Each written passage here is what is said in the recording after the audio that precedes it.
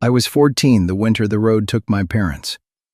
People said it was black ice on a mountain curve in Vermont, a truck coming too fast from the other direction, my father jerking the wheel, a guardrail giving way like it had already decided not to hold.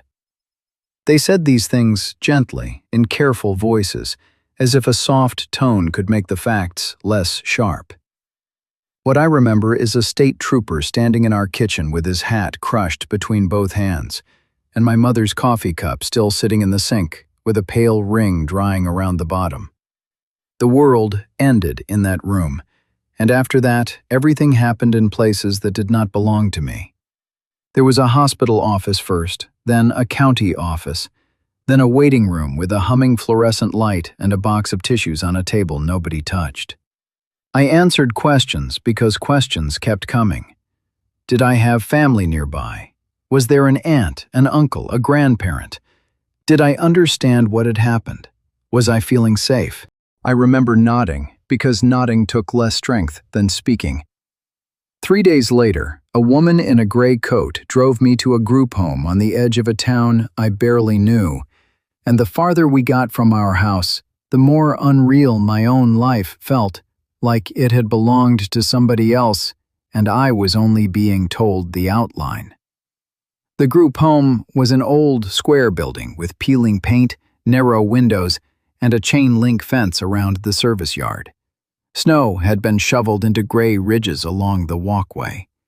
Inside, the air smelled of bleach, damp wool, scorched radiator heat, and canned green beans. There were 6 other boys there. One laughed too loudly at everything. One stared through people as if they were made of fog. One hit walls with the side of his fist when the staff told him no. The staff themselves were not cruel, which somehow made the place harder to hate cleanly. They called me honey and sweetheart. They told me I was safe now. They told me routine would help. At night, I lay in a narrow bed under a brown water stain on the ceiling and listened to pipes knock in the walls, while a boy down the hall cried into his pillow and tried to do it quietly. I could not bear it. That is the plainest way to say it. Grief in that place had no room to breathe. It had to line up for meals, sign out for showers, lower its voice after 9 o'clock. Every part of the building reminded me that I was no longer a son in my own home, but a problem being managed. At dinner, forks scraped plastic plates and chairs dragged on linoleum, and suddenly I would see my mother wiping her hands on a dish towel, asking if I wanted more potatoes.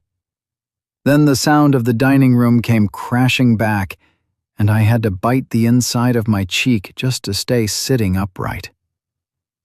A woman with tired eyes once put a hand on my shoulder and told me I was strong. I hated her for it. Strong was what people called you when they expected you not to come apart in front of them. After 2 weeks, I stopped trying to settle in and started watching instead. I watched which staff stepped out for a cigarette after midnight. I watched which hallway light buzzed and flickered. I watched a kitchen worker slam the service yard door 3 times because the latch stuck in cold weather.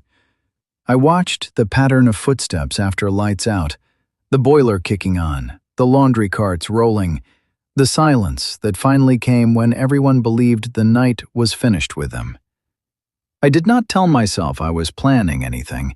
The plan formed on its own, slow and hard, like ice taking shape at the edge of a river. The night I left, frost had crept over the corners of the window glass in white feathers. I lay awake until the building settled into its usual groans and clicks. My roommate was asleep, one arm hanging off the bed. Somewhere downstairs a toilet flushed, then pipes shuddered, then nothing. I pulled on my jeans, sweater, coat, and boots without turning on the light. My hands were shaking so badly I had to lace my right boot twice. I remember standing there in the dark with my heart pounding and thinking only one clear thought: if I stay here, I will disappear. I opened the door and stepped into the hallway. Every sound seemed enormous: the whisper of my sleeve against the wall, the soft give of the stair runner under my weight, the rattle in my own breathing. I went down the back stairs, through the service corridor, past the smell of old mop water and soap. The yard door gave when I pushed it. Frozen paint cracked at the frame. Then I was outside, and the cold hit me so hard it felt personal. For 1 second I nearly turned back.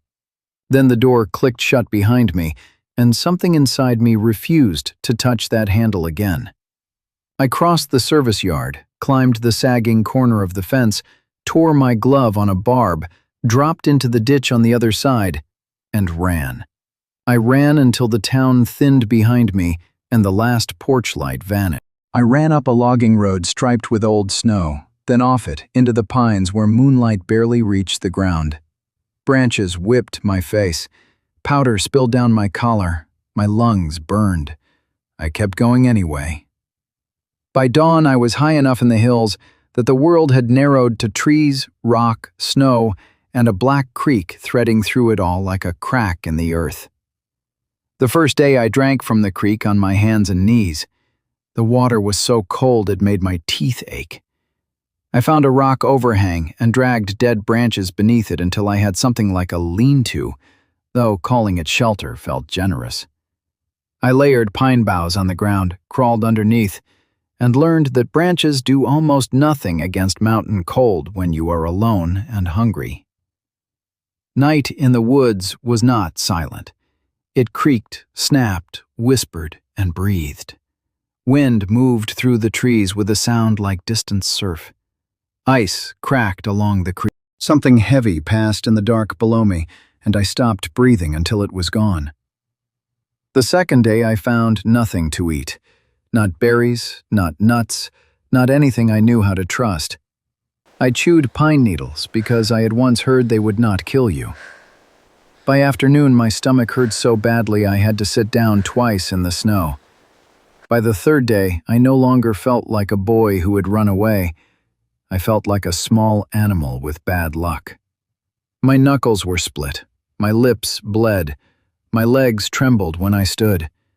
I followed the creek uphill because water seemed like the only thing in the woods that knew where it was going. Late that afternoon, dry snow began sifting through the pines. I stopped beside a birch tree and leaned one hand against its white trunk, too tired to go farther for a minute, maybe for longer than a minute. I remember thinking, with a terrible calm, that I might not make another night. Then I lifted my head and saw straight lines through the trees. A roof, a chimney, a dark doorway facing the creek. I stood there with snow collecting on my shoulders, staring at that shape in the deep woods, as if I had looked up and found a second moon. For the first time since the trooper had stepped into our kitchen, something moved in me that was not grief, not fear, not hunger. Hope. The cabin looked worse the closer I got. One half of the roof had burned through and collapsed inward long ago, leaving a jagged black mouth open to the gray sky. The porch was gone. The door hung crooked on one hinge. Smoke had once climbed that stone chimney, but now soot stained the rocks in long, dark tears, and snow had drifted over the threshold. Still, it had walls. It had a fireplace. It had corners the wind could not cross in a single breath. By then, that was enough to make it look like mercy. I went in carefully, half expecting some animal to rush me. Nothing moved. The air smelled of old ash, wet wood, and something sour underneath, the stale odor of a place abandoned too long. The front room was small, maybe 10 feet across, with a table burned down to a twisted frame and one chair missing its back. A bunk had stood against the far wall once. I could see the iron brackets still bolted into the logs. The roof over that side had held. The floor there was only damp instead of buried. I set my hand on the wall and felt no heat at all, but no snow touched my face either. That first evening, I worked without thinking much, because thinking used strength I did not have. I kicked broken boards away from the driest corner. I dragged half-burned planks from the collapsed side and laid them over the worst gap near the hearth. Outside, I gathered spruce boughs, armful after armful, until my shoulders burned. I spread them in the corner where the old bunk had been, then laid my coat on top and called it a bed. Before dark closed in, I searched the place again and found a dented coffee tin, a rusted hatchet head without a handle, and a blanket stuffed behind a crate so rotten it came apart in my hands. The blanket smelled like mice and smoke, but it was mostly whole. I shook it out anyway. The fireplace drew badly at first. The damper was gone, and the flue had a nest jammed into it, a thick, packed knot of twigs and old feathers that must have been there for years. I climbed onto the hearth, reached up as far as I could, and tore pieces loose until soot rained into my eyes and mouth. When I struck a match from the box I found in the coffee tin, only 3 still worked. I wasted 1. The second flared and died in the damp bark. The third caught on a curl of dry paper tucked inside the tin, and I fed it slivers of wood so carefully my hands cramped. The fire that came of it was mean and weak, hardly more than a reddish breathing in the grate, but I crouched in front of it like a worshiper. I slept there in broken pieces. Every time the fire shrank, cold slid back over me. Every creak in the cabin sounded like footsteps. More than once I woke sure I had heard my father at the door. Morning cured me of that. Morning showed the truth of things plain enough. It was only a chance, and a poor one unless I learned fast. So I learned fast. Hunger teaches quicker than kindness. I stripped bark from dead birch and pressed it into the wall cracks. I packed moss in the thinner seams and wedged split branches over it to hold it in place. I found an old ranger trail a quarter-mile downslope and followed it to a tool cache broken open by weather. Inside was a shovel with half a handle, a bent kettle, and 2 rusty cans of beans swollen hard with age. I did not trust the beans, but the kettle felt like treasure. I hauled water from the creek, boiled it black the first time to kill whatever lived in it, and drank it. That was how I lived until the morning I heard the shots. It was still early, the kind of gray morning that never seemed to fully become day. A skin of new snow had fallen in the night, soft enough to hide yesterday's tracks, but not deep enough to slow sound. I was down by the creek, checking a snare I already knew would be empty. The woods had that held breath feeling they get before more weather moves in. Even the water sounded muffled. Then the first shot cracked through the trees. I froze so hard my bad knee nearly gave under me. For one wild second I thought they had found me, that men from the county or the state had come up into the hills and were firing warning shots before they started calling my name. But no voice followed, no dogs, just the woods swallowing the sound. And then, a few seconds later, a second shot, farther upslope. Hunters. I should have turned the other way. Any sensible creature would have. I knew enough by then to avoid other people in the woods. But I was 14, half-starved, and loneliness had thinned my judgment in strange places. Human voices, even the chance of them, still pulled at me the way light pulls at something trapped underground. So I moved toward the sound, slow and low, keeping to the thicker pines. I heard them before I saw them. 2 men, one laughing under his breath, the metal clink of something against a belt buckle, snow squeaking under heavy boots. I crouched behind a blowdown and looked through the tangle of branches. They stood in a small clearing where the ground tilted toward a ledge of granite. One wore orange over his cap and shoulders. The other had a dark beard rimed white with frost. Between them, half on her side in the snow, lay a lynx. I had seen tracks before. Once or twice, a shadow slipping through spruce at dusk, but never one up close. Even dead, she was beautiful in a way that made the clearing feel wrong around her, too small and mean for something so made for silence. Her paws looked impossibly broad. Her coat was ash and silver and pale brown, thick with winter. One ear tuft lay bent into the snow. There was blood on the fur at her ribs, bright as paint. "Big female," the bearded man said. The other one nudged her flank with his boot. "Good pelt." I remember the way my stomach turned, not from fear this time, but from recognition. Something about the casualness of them, the finished business in their voices. A thing had been alive. Now it was not. The world had moved on already for everyone except what was left behind. They spoke a little longer, words I could not make out, then bent to their work. I could not watch that part. I looked down at my hands, raw and red against the stalk of the sapling I was gripping, and waited until the sounds changed. More bootsteps, branches snapping, their voices fading downhill. I stayed where I was for a long time after they were gone. Not because I was afraid of them coming back, though I was, because I knew, before I moved, that stepping into that clearing would mean seeing something I did not want added to me. And by then, I already carried enough. But in the end, I stood. The snow in the clearing was trampled and dirty. The men had taken what they came for and left the rest. I will not say more about that. Some things do not get better when named too closely. I turned away from the body almost at once. My chest had gone tight.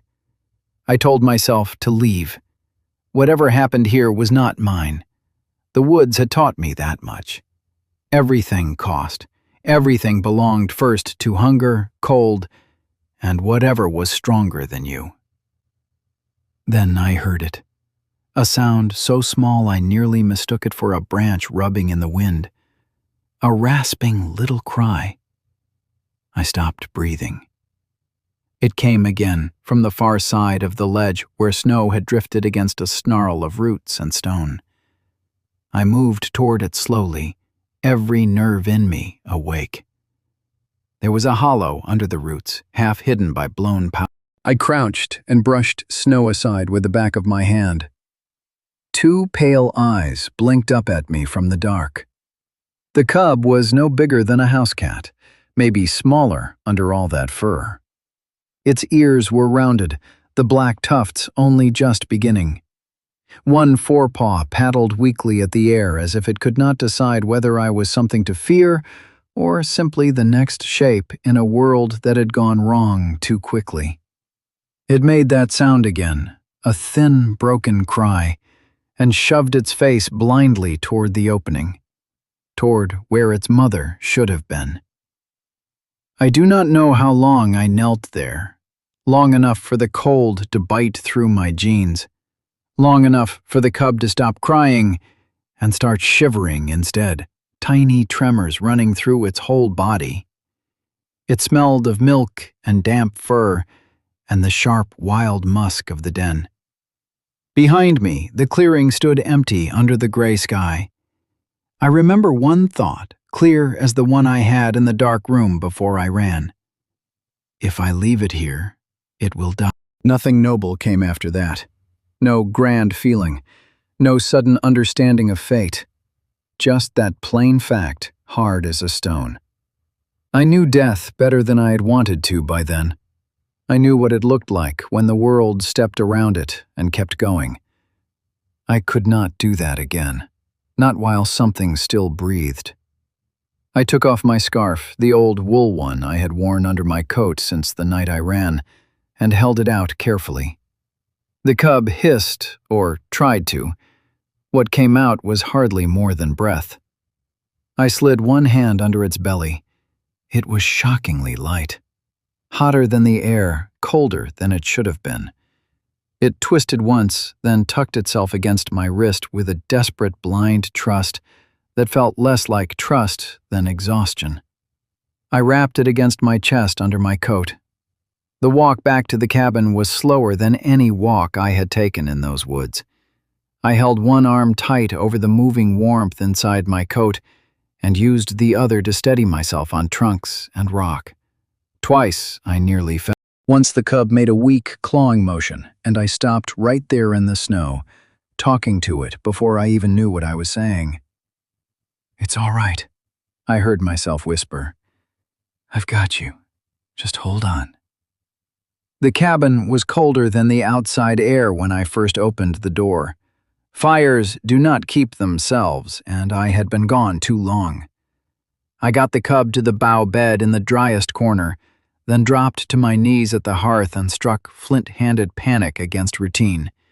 Birch bark, slivers, thin sticks. Breathe low. Feed the flame. Don't smother it. By the time the fire took hold, my hands were shaking so badly I could barely pour water into the kettle. The real trouble came after. Warmth I could make, shelter too, of a kind, but hunger was another matter. A cub that small needed milk or something close to it, and all I had in the cabin was hot water, wintergreen leaves, and half a strip of rabbit meat so old I no longer trusted it myself. I sat there on the floorboards with the cub bundled in the blanket behind the kettle, staring at the fire, trying to think past the pounding in my head. At last, I cut a strip from the cleanest part of my undershirt, twisted it tight, dipped one end in warm water, and touched it to the cub's mouth. It turned away. I tried again. This time, it mouthed the cloth once in confusion, then bit down and sucked at it as though anger alone could pull life from cotton. That should not have worked as little as it did, but it was enough for the next hour.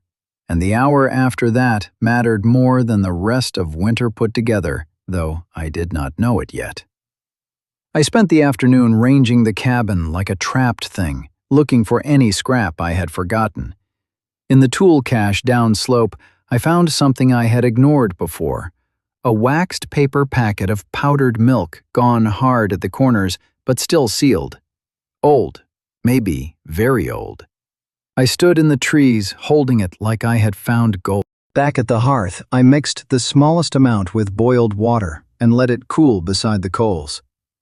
The cub took to the cloth twist more eagerly that time, kneading the blanket with its forepaws as it drank.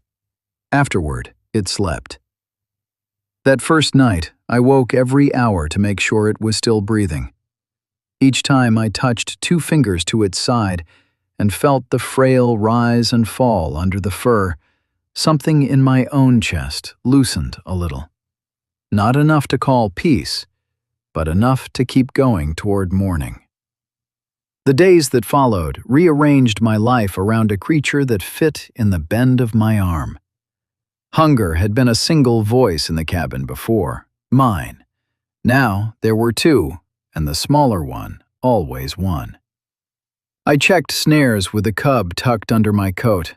I boiled water while it slept wrapped in the blanket by the fire.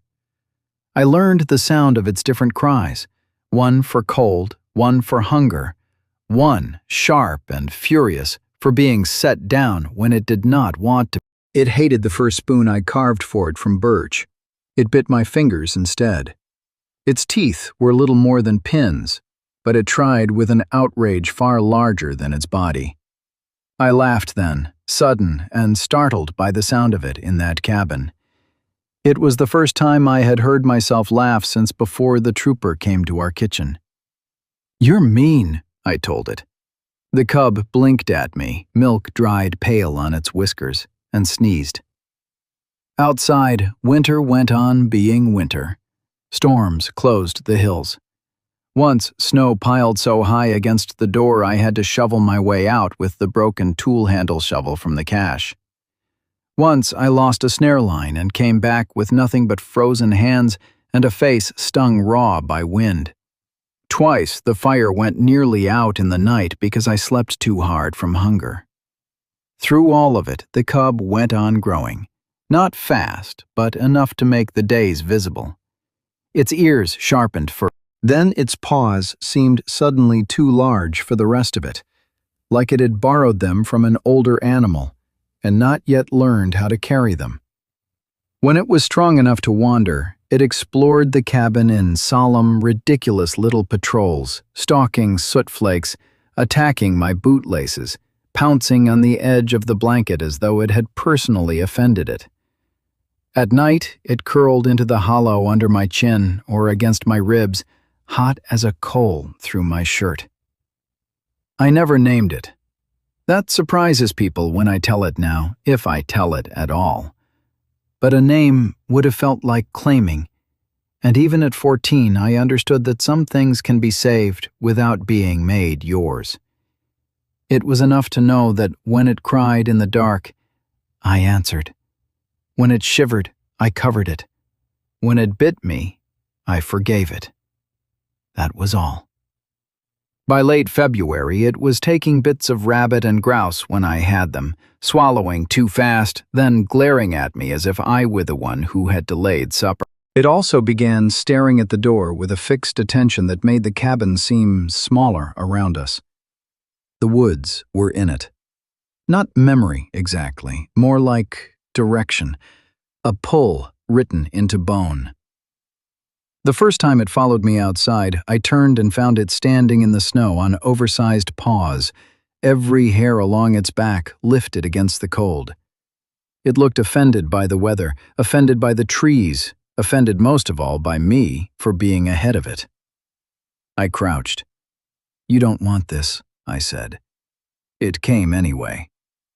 From then on, it shadowed me in short bursts, never far from the cabin at first. It learned the rabbit runs faster than I had. It froze at the smell of fox. It climbed a leaning spruce 10 feet up and then screamed until I stood below and talked it down.